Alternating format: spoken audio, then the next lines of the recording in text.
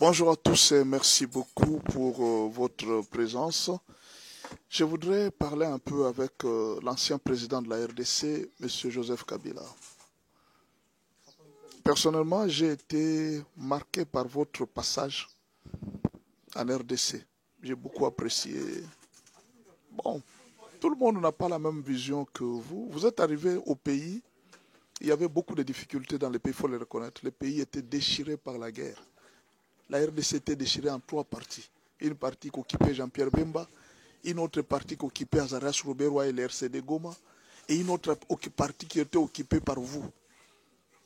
Le pays était pratiquement ingouvernable. Mais vous êtes venu pendant cette période-là, et c'est là que vous avez commencé à diriger le pays.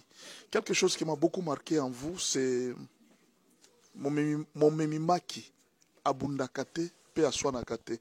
Cet adage m'avait beaucoup marqué. Vous aviez considéré la RDC comme un pays précieux, très précieux, que vous ne pouviez pas risquer de faire n'importe quoi pour faire chavirer la RDC. Et c'est ce principe-là que moi j'avais épousé. Je m'étais dit, voilà, un homme. Et puis Dieu vous a fait grâce, vous avez accompli 2 mandats, jusqu'à ce qu'en dernière minute, malgré la pression de la population et tout ça, vous aviez quand même accepté de dire, bon, je cède le pays. Et nous sommes arrivés jusqu'à l'alternance pacifique. On a parlé du père de la démocratie. C'est la première fois qu'en RDC, l'on puisse vivre un président avec un ancien président. C'est la première fois.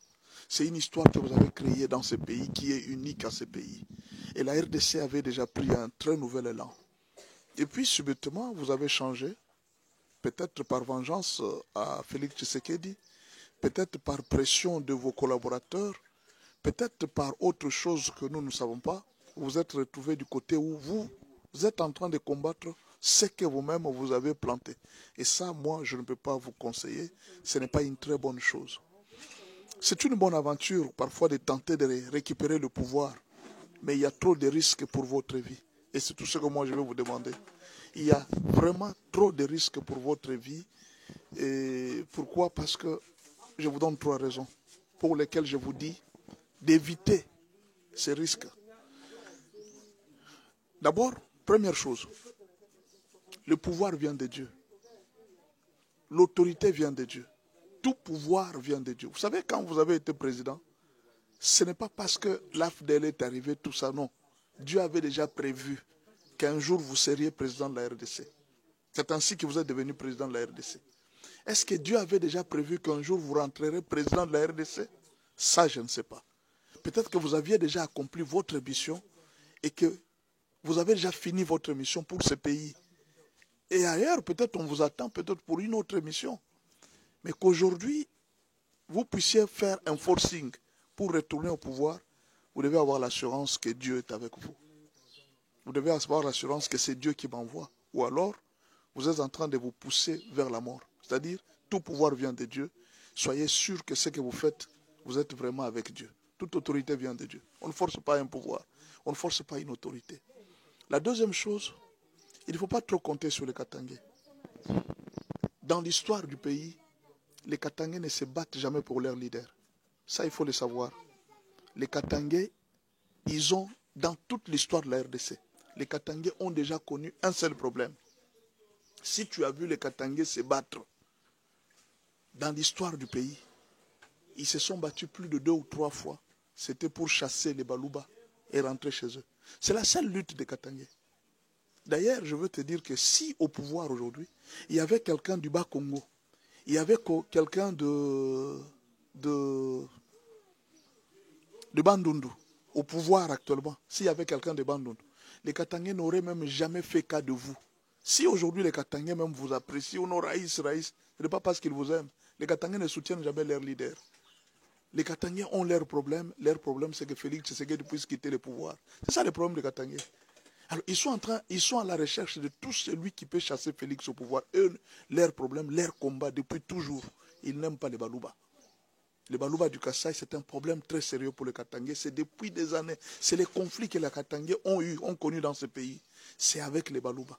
Vous voyez? Alors, c'est ça le problème. Alors, si vous vous trompez sur ça, et vous fondez sur ça que non, les Katanga, je vais me battre pour ça, c'est pourquoi vous allez voir que même dans la lutte, que ce soit John Numbi et les autres, ils sont obligés à un certain moment d'utiliser la tribu. Vous voyez? Utiliser la tribu pour combattre. Qu'est-ce qu'ils disent? Nous devons chasser les Baluba du Katanga. Est-ce que c'est ça la lutte politique?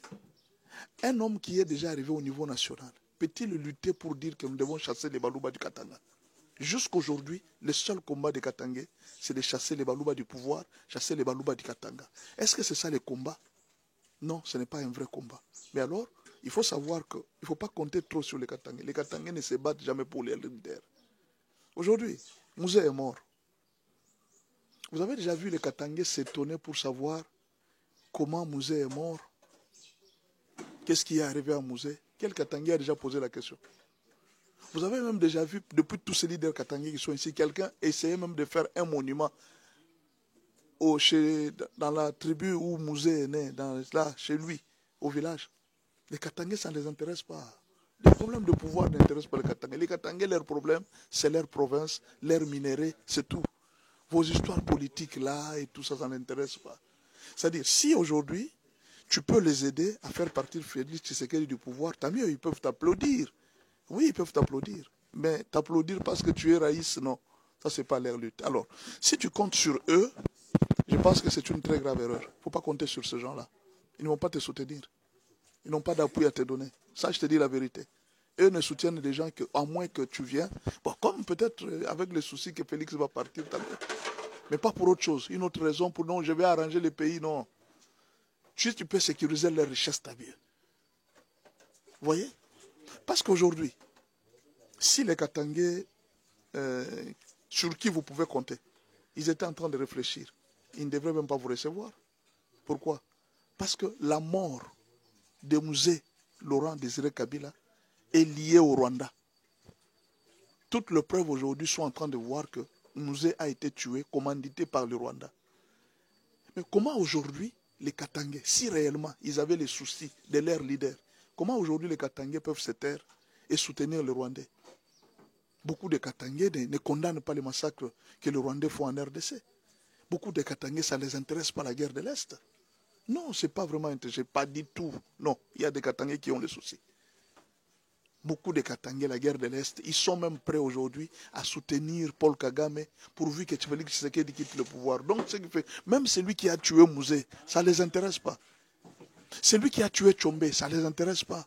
Comment Ngouza Karlebond est mort, ça ne les intéresse pas. D'ailleurs, ils ont même déjà oublié Ngouza Karlebond. Je vous ai déjà posé la question. Regardez dans tous les Katanga, c'est difficile de trouver un nom d'une avenue qui s'appelle Ngouza Karlebond.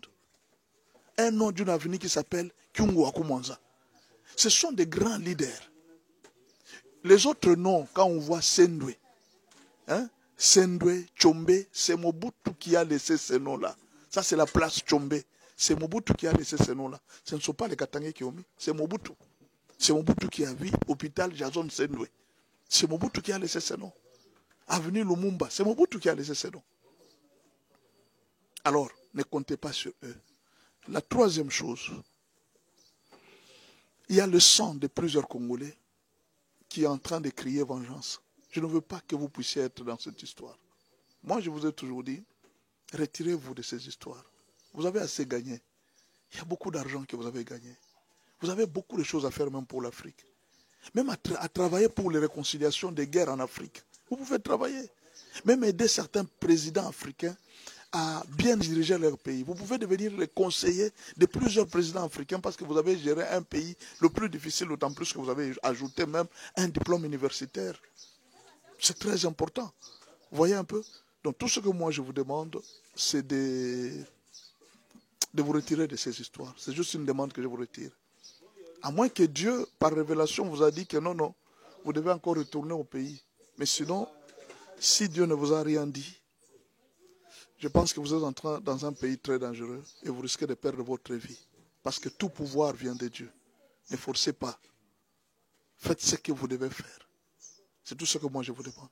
Faites ce que vous devez faire avec votre argent, mais n'entrez pas dans le temps de tuer les gens, C'est trop dangereux pour vous. Voilà, c'est juste un conseil que je donnais. Je ne sais pas si ça va arriver. Je souhaite que vraiment que ce conseil puisse vous arriver. Merci beaucoup.